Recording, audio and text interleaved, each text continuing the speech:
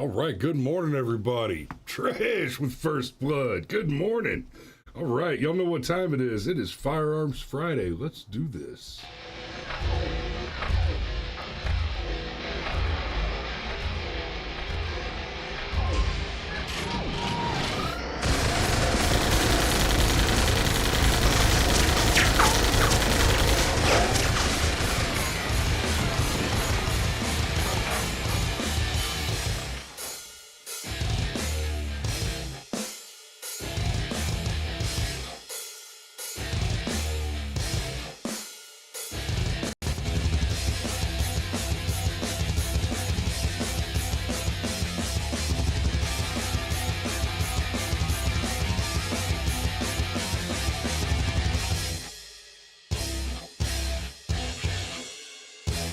And good morning. That transition went weird. I'm sorry about that. Whatever. Anyway, good morning. Firearms Friday. Right, keeping bare arms. All right. So, good morning. This first one comes to us from one of our viewers, Dave, who I don't see in the chat yet, but I hope you catch it later, Dave, because I appreciate that you sending over an article. And guys, this is excellent. Some of you know me personally and have my private direct contact information. If you guys want to send me articles you want me to cover, stuff like that, it's fine to go that way. For the general viewing audience, it's the show at brushfiremind.com, or you can find us on Facebook or Twitter and send messages that way if you want to send us articles. And that's, I love the participation, and frankly, if you guys request articles, that saves me a little bit of work because I read a shitload of news to cover the show, to do the show that I do every day. So I appreciate this one coming from Dave, and here we go. Pittsburgh area woman shoots and kills home intruder. Police. Just a reminder, and that's right, Dave, I have not read this article yet. Just the headlines, right? I try not to read anything past the headlines to make sure that we're dealing with a legitimate DGU. There's a few sources I use that only report DGUs, defensive gun use stories. And part of the game for Firearms Friday. Dave, hey, I see you're here. Hell yeah. Glad to have you. But part of the game is I want to be reading these for the first time with you guys. So when we come across hilarious shit like the butt gun, if y'all remember that one from, I think 5 years ago, I cannot remember more actively just losing my shit laughing at a story than the butt gun. But here we go. A Beaver County woman shot and killed a man who broke into her home in the middle of the night. Police say, wow, there it is. Boom. Already DRT, dead right there. I'd like to send the lady a white hat. That's good work, sweetheart. The door to her basement opened, and there stands this guy who she had no idea who he was, and she ended up shooting him 3 times and killing him, Beaver County District Attorney Nate Bible said. Boy, there's a hell of a name, Nate Bible. The district attorney described the terrifying moments inside the home on 10th Avenue in Beaver Falls on Wednesday. So this was day before yesterday, guys. This just happened. The homeowner showed KDKA TV the basement window the man busted open to get inside the home. The woman armed with a 9mm handgun went downstairs after hearing noises and came face to face with a stranger. KDKA TV's Jennifer Barrasso asks, did she do the right thing? Okay, before we get any further, yes, she did the right thing. Because, okay.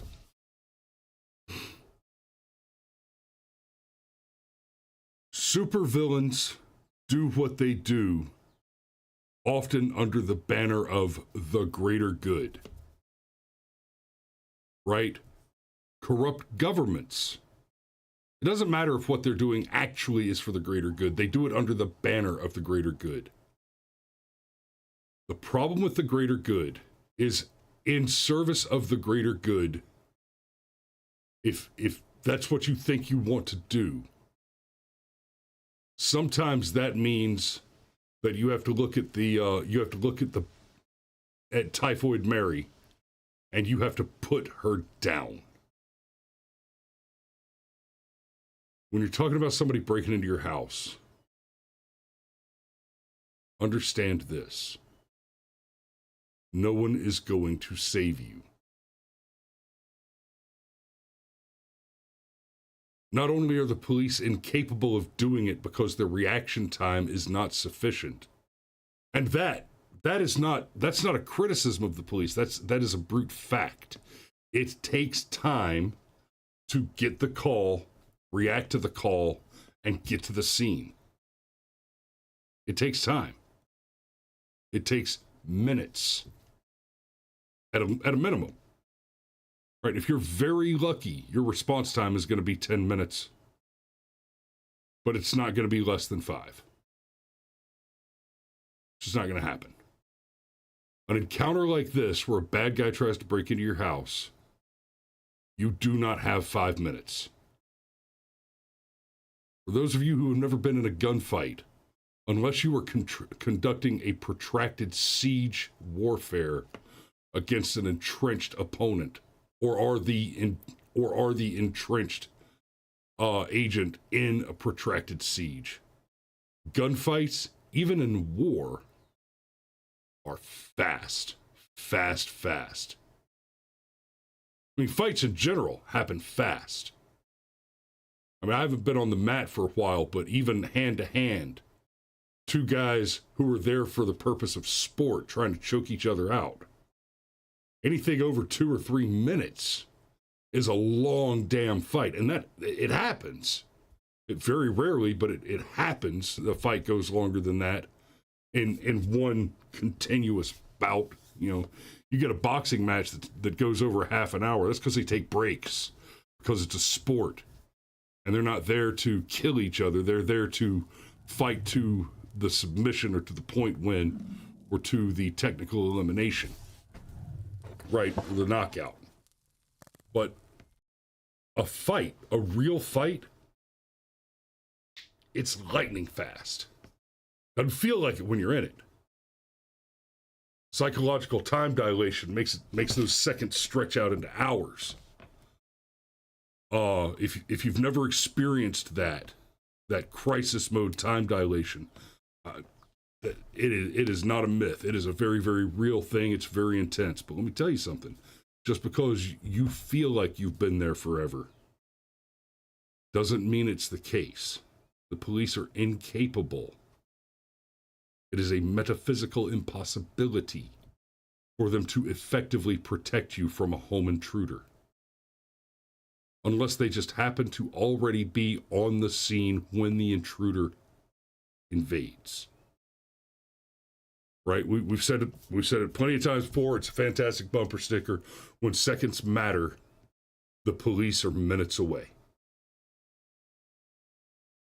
And then on top of that, they do not have a legal obligation. It is not their job to protect you. You can't sue the police department because they failed to protect you from a criminal. That's what the Supreme Court says. The police have no duty to defend you. Every time you see the police cars that say to protect and serve, that is a lie. In fact, we should be filing class action lawsuits against every police department with the protect and serve logo on their vehicles, because that is a legally a false statement. And that's according to the Supreme Court. Castle Rock, Winnebago, several cases. The Supreme Court has made it very clear they do not have a duty to protect you, and they cannot be held legally, civilly, or criminally liable for failing to provide the protection that we are all raised to believe that they are supposed to provide. Don't ever forget that. So, Jennifer asks the question, did she do the right thing? And the obvious answer is yes. Bible says, I think so. In that situation, from a legal standpoint, yes, she did nothing wrong. And this is a minor quibble. This is a bit of a Russell conjugation. He says she did nothing wrong. No. I mean, while you're technically correct that she did nothing wrong, the correct answer to that question is yes, she did the right thing. There's a big difference, there really is, between not screwing up and achieving right action at cusp. She did nothing wrong makes it sound like she did the bare minimum and is going to get away with something that is questionable. It's not questionable. It is not controversial. Her home was invaded. She used lethal force in her own personal defense. She didn't do nothing wrong. She made the correct choice and followed it up with the correct action. She did everything right. Pennsylvania follows the castle doctrine, which means a person's home can be defended by deadly force to protect against an intruder. Beaver Falls police and county detectives are investigating, but Bible said he does not believe they'll request criminal charges. God, I should hope not. If someone enters your house, they are making that conscious decision. They are there to steal from you or hurt you in other ways. You have that right to protect yourself and use deadly force, Bible said.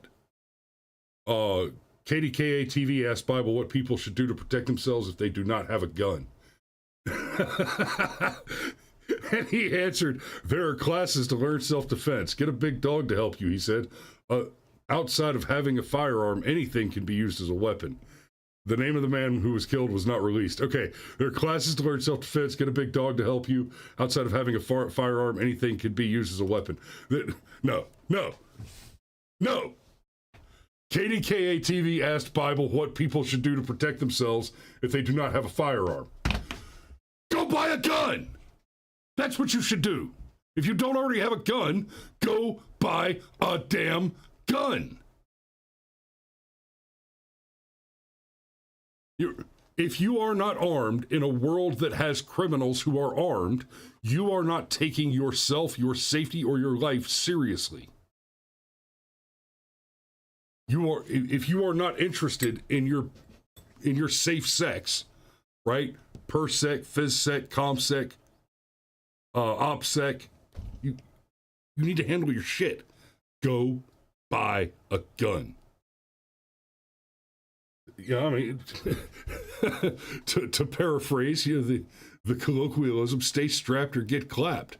And, to be perfectly fair to this story, part of what happened to this man is he chose to engage in high-risk criminal activity and apparently didn't have a gun. And, hey, I'm glad he lost because it looks like he was a bad guy. That's enough for me. Go buy a gun. Armed citizen and suspect killed in shootout during failed robbery attempt, concealed nation. So we're on to the next story now.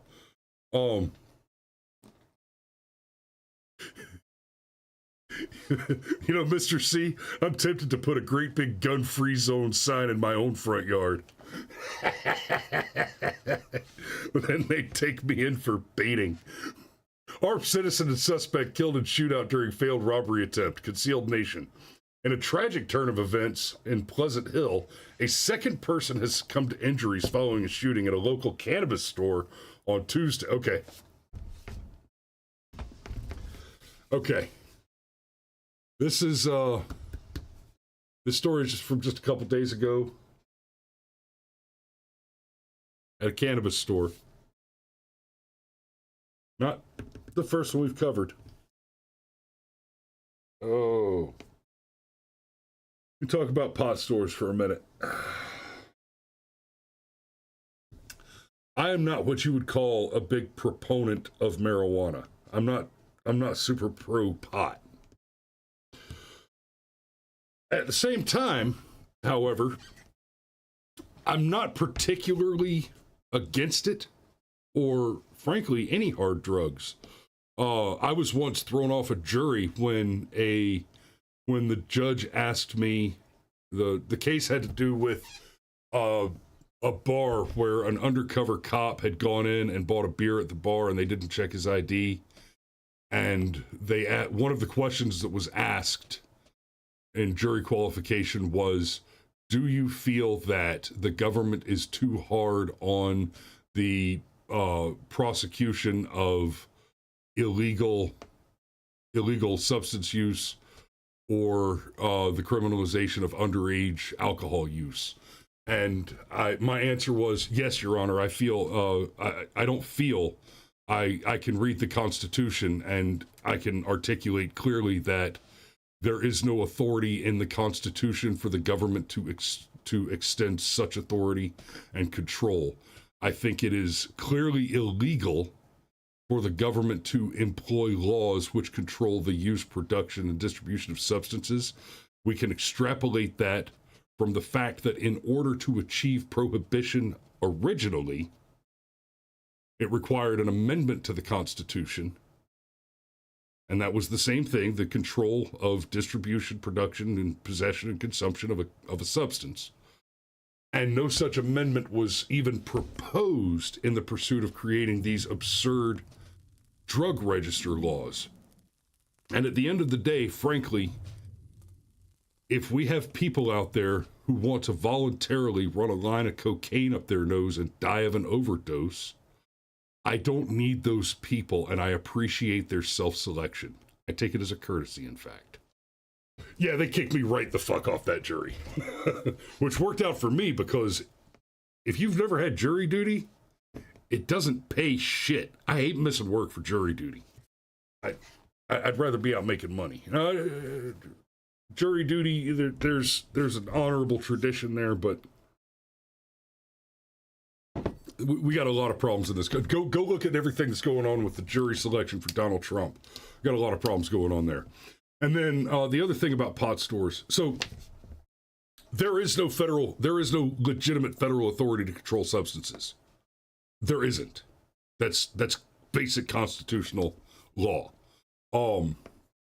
The insane argument that you can extrapolate from the nebulous penumbra of unassumed principles from the Commerce Clause to control, to regulate, and it's not to regulate, it's to make regular, read the plain language of the fucking law, trade between states, and then to extrapolate that to mean that the government can simply decide that states are not allowed to trade with one another is insane. It is the opposite of what the law says. The entire point of the Commerce Clause is for the federal government to engage in the settlement of disputes between states and to prevent states from preventing trade from occurring. The idea that in the course of keeping states regularly trading with one another, you have somehow acquired the authority to tell them to stop engaging in trade is a Malthusian abuse and perversion of linguistic application, and your mother should be ashamed of you. So, and then, like, yeah, Sergeant Major says it correctly. Cannabis is cash business. Yeah, it's cash. There's cash on hand. I absolutely understand how it's a tempting target. And especially considering that your customer base is likely to be tempted by is a group that is specifically likely to be tempted by that target. So, in a tragic turn of events in Pleasant Hill, a second person has succumbed to injuries following a shooting at a local cannabis store on Tuesday. Authorities have named the deceased suspect as Trayvon Davis, no surprise, from San Pablo. The other person killed was identified as Peter Popovich, 63, from Pleasant Hill. Oh, Mr. Popovich, 63. I bet you he was there to pick up his glaucoma medication, and if it wasn't for those crusty eyes, he might have been a better shot. Let's see what happens here. The incident unfolded when Pleasant Hill police were called to the scene after reports of gunfire at a cannabis retail outlet located on Twin Bridge Circle near Longbrook Way. Upon arrival, officers discovered Davis and Popovich both sustaining gunshot wounds lying on the ground. According to police, the two men were strangers to each other before the incident. Investigators revealed that Popovich, a delivery driver for the legal cannabis industry, was at the store during a robbery attempt. Davis, alongside at least one other accomplice, targeted Popovich, who was legally armed at the time. And yo, please believe, if I'm delivering dope, legal or illegal, if I'm delivering marijuana to a store, buddy, yeah, that is a two-gun job. That is a revolver on a hip and a shotgun on the strap. That is a two-gun job. Both men were rushed to John Muir Medical Center in Walnut Creek, where Popovich was declared deceased on Tuesday, and Davis later died due to his injuries. Authorities have since retrieved Popovich's firearm and confirmed he held a concealed carry permit issued by the Contra Costa County Sheriff's Department. The search continues for at least one other suspect who fled the scene. No arrests have been made to date. I really just don't have anything else to add to that. I'd say that it's, good on Popovich for getting the bad guy. I'm heartbroken that he gave his life in service to this country. By identifying and eliminating a threat to our future safety and security. I wish I could, I'd love to get more information and be able to do something there. And in fact, let me say this, guys. I'll close on this before the safety brief. These stories happen all the time. They happen to people you know. Now, if there's a liquor store down the street that used to be run by a Korean guy and his son, and that place was robbed. This was 3-4 years ago, I think. And I didn't know Mr. Yoon well, but I've gone in there and bought booze a couple times, and I'd go in there and ask him, hey, how about a bottle of soju? Soju ga chobjuseyo. Soju ga nomosayo. Go in and order a bottle of booze and have a chit chat with him. I didn't know him well, but he's somebody I knew. Now, when his store was robbed and he and a customer in the store were killed, the customer having produced a pistol and returned fire and engaged in a firefight with the enemy, that firefight turned into a chase that ended up involving some automatic weapons. And that firefight happened across the street from my buddy Shay's house. That stuff, it touches people you know. This shit happens to people. If it is ever the case, guys, if it is ever the case that you are close to one of these stories, that you know the people involved, that you're connected to the people involved, yeah, Pitt Danny says that's the magnet store on 20. Yeah, 4 dead. And if I remember that story correctly, the guy went home and he killed his parents at home before the big firefight happened at the house. But anyway, like I was saying, if you guys are ever close to one of these stories, you know the people involved, I'd love to talk to them. And hear their story. Look, give them an opportunity on this platform to tell their story. And no shit, I'll be more than happy to send flowers to loved ones, white hats to legitimate heroes who had to pull their firearm. Because I'm not just talking about tragedy strikes. There was a bad deal. Hey, if one of your buddies or you find yourself in one of these situations, now the prudent thing is to wait until after all the legal stuff is settled, the court case is settled, before you show your face on camera. But guys, y'all have somebody try to break in your house, you have to put them down. I will buy you a white hat. Y'all let me know when shit like that happens. So, I got to put a pen on it there. I got to head down to Greensboro this morning, and I'm going to be cutting it close because this is a long drive to make by 9:30 from Conyers. So, y'all be safe out there. Thanks for watching the show. Tomorrow at the Rockdale Career Academy, for those of you that are in my neck of the woods, there is an agritourism expo at the Rockdale Career Academy on Parker Road.